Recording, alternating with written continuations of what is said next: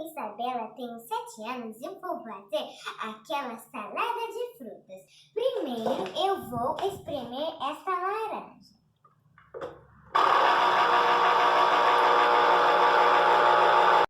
Agora estou espremendo a segunda laranja.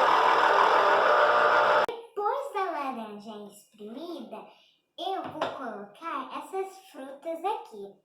Morango é tão bom.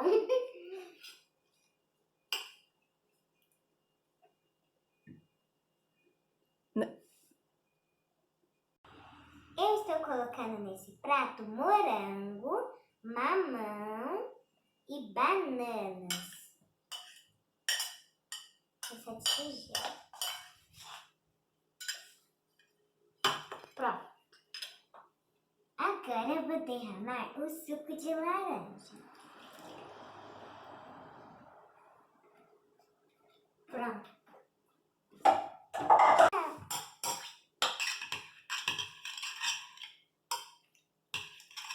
Agora, para o final, eu vou experimentar. Então, vou colocar nessa tigela e experimentar.